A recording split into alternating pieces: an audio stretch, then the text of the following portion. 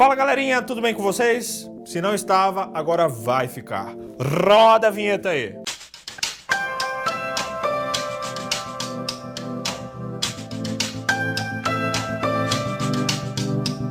Para você que estava reclamando que o livro de Jó era só lamúria e tal, eu trago uma boa nova. Nessa semana o nosso estudo será cheio de cor, cheio de alegria, cheio de esperança. Eu sei que você andava atormentado, pessimista, angustiado com a situação de Jó. Pois é, eu também, mas calma. Tudo tem uma solução. O entusiasta britânico William Hetzel, ele escreveu o seguinte: o homem é o único animal que ri e chora, porque é o único que se impressiona com a diferença que há entre o que é e o que deveria ser. Certamente a frustração dos sentimentos que definem a humanidade. Não era pra ser assim, mas infelizmente é.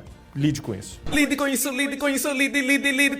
Mas cristão que é cristão mesmo, enxerga de longe isso e ele espera pelos dias melhores que de fato virão. E Jó era assim, um cara otimista, mesmo numa situação das mais pessimistas. Agora vamos combinar, né? A situação conspirava contra Jó. Os amigos dele eram daquele tipo que dá vergonha alheia, sabe? Aquele amigo assim e tal. Pois é, aqueles amigos que é melhor você nem pedir pra descer pro play que eles vão atrapalhar tudo. A Bíblia fala isso, chega até a ser engraçado. Lá em Provérbios 17, verso 28, diz assim: até um insensato se passará por sábio, se ficar quieto e se contiver a língua, parecerá que tem discernimento. Provérbio 17 diz que para alguns ficar calado é uma bênção. Não foi o caso com os amigos de Jó. Como a gente viu nos estudos anteriores, os parças de Jó não foram tão parças assim. Só deram conselho furado pro coitado, insinuando que aquele perrengue todo era culpa dele. Mas você acha que Jó deixou isso por menos? Não, deixou não. Ele passa boa parte do livro rebatendo essas críticas. No capítulo 13 do livro de Jó, ele dá um show. Ele reage, chegando até a dizer que os seus amigos não valem nada. Pois você quer ser tudo e não é de nada. E Jó ainda diz que eles sim seriam punidos por Deus por falarem tanta besteira em nome dele. E ele conclui dizendo que se eles se calassem, seriam de fato, enfim, finalmente sábios. Mas eles estavam merecendo. Além de estarem falando mentiras sobre Jó, eles falaram mentiras sobre Deus. Isso é grave. Usar o nome de Deus para falar besteiras é algo muito grave. Tanto é que no final do livro, lá no capítulo 42, Deus repreende os amigos de Jó. Mas eu acho que eu tô dando um spoiler aí. E Jó devolveu os conselhos com toda a propriedade. Quem mandou eles terem a língua tão grande? Eles podiam ter dormido sem essa. Galera, desde o início dessa temporada, a gente tem visto que Jó ele tinha esperança, mesmo quando a situação não ajudava. Ele sofreu muitas perdas e quando ele pensava que não podia piorar, vinha aquela enxurrada de tragédias. Já parou pra pensar se você numa situação dessa ainda estaria com o coração cheio de esperança? E eu falo por mim, eu não sei como eu ia reagir numa situação dessas, que situação, que perrengue. Mas Jó não jogou a toalha. Mesmo lamentando, questionando Deus e ainda chorando baldes, ainda assim, ele foi adiante. O que ele tinha? Fé. E nada mais, nada menos que isso. Tanto é que no auge do sermão que ele dá para os seus amigos, ele fala uma das frases mais bonitas do livro. Está lá no versículo 15, ele diz assim: ainda que Deus me mate, nele eu esperarei. Contudo, os meus caminhos defenderei diante dele.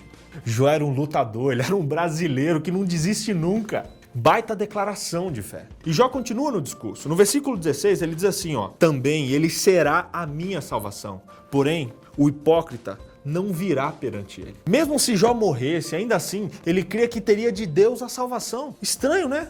Afinal, salvação é a libertação da morte, não soa estranho isso? Agora, pensa junto comigo. A morte, pelo menos para os salvos, ela é um descanso, é uma pescada, seguida por um despertar. No caso, a ressurreição para a vida eterna. Essa não tem sido a nossa esperança? Pois é.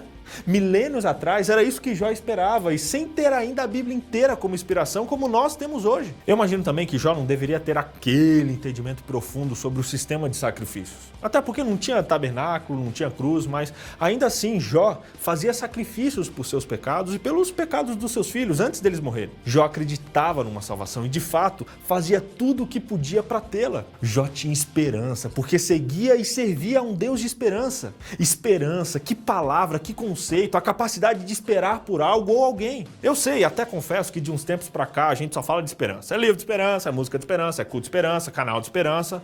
Mas como seria diferente? A Bíblia transborda do início ao fim esse tema. Antes mesmo do nosso mundo já ser criado, já havia salvação, já havia provisão, já havia um plano de redenção. E isso não é novidade para ninguém. Como cristãos, nós temos muito pelo que esperar e em quem esperar. Existimos em um mundo criado por Deus, que também nos criou e nos ama horrores, que nos redimiu, que ouve as nossas orações, que intercede por nós e que jamais nos abandonará. E que com certeza Ele nos trará de volta da morte. Não como os zumbis aí, The Walking Dead, lá não sei o que, não, mas ressuscitados. E nos dará a vida eterna, não como almas penadas, mas como filhos salvos e restituídos por Deus. É ou não é, minha gente? É sim.